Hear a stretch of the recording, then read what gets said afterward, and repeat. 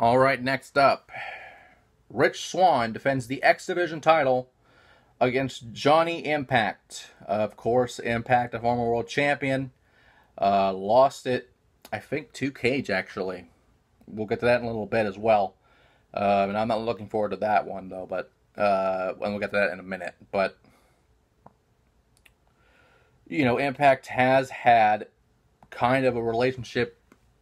I mean, of course, a relationship with Taya, but has been kind of a power couple in a way, to where they've had some other people as well under there. I can't remember their names. I haven't watched Impact religiously for the longest time, but from what I have seen, Impact obviously lost the world title, obviously, but, you know, has had this some kind of cash in. I believe it was like Ultimate X or something like that, to where he cashed it in at Slammiversary against Rich Swann.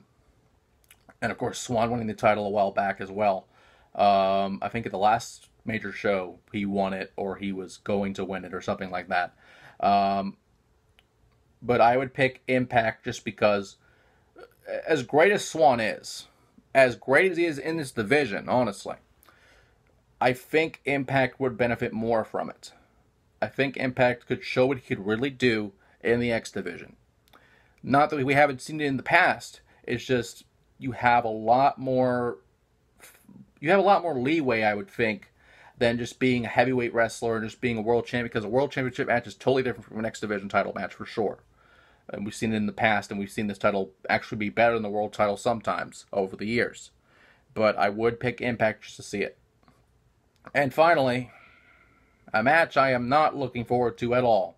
I may have some biases over what's happened, but it's Brian Cage, the fucking machine that he is, facing Michael fucking Elgin. Why? Why would you do this, TNA? Or Impact, or whatever the fuck you're supposed to be now?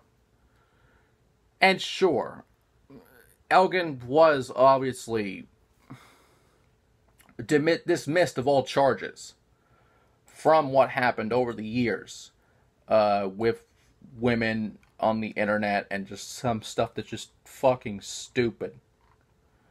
You know, of course those things were dismissed, but the evidence is just undeniable. I don't know how a court of law cannot see those things, and I'm not going to go into it. It's stupid. It's ridiculous. Honestly, the guy should be blackballed from any promotion in general, especially when you are married to Mischief, a great women's wrestler in her day, and then you just go and do that shit. It just doesn't fly with me. That would be, if I were to go to this event, this would be my piss break match, unfortunately, because I just can't accept that in this day and age.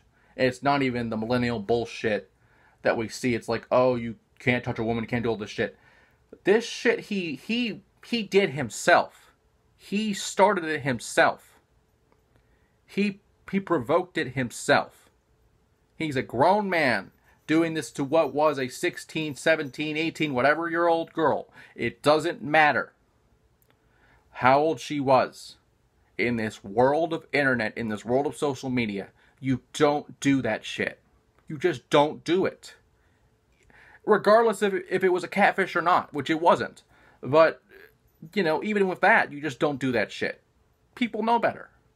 And for that reason alone, I want this to be a 5-second world title match as Cage just fucking runs past him, Cage retains. That's what I want, and that's what I will pick to happen. And Elgin had so much potential. Elgin had so much thing, and he goes and does shit like this. And I'm still not over it, obviously. But it's disgraceful.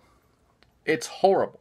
And to have him in a world title match in your main event shows that TNA can still be a piling fireball of shit when it wants to be. Can be a fucking garbage fire when it needs to be. As great as this card is, up and down, this match tarnishes the whole show, in my opinion. This match ruins the whole card. And that's not what a world title match should be. That's not what it should be. And I'm going to cool off because this is just pissing me off the more I look at it. But Slammiversary, regardless of that match, will be a great show. we'll have a great card this Sunday.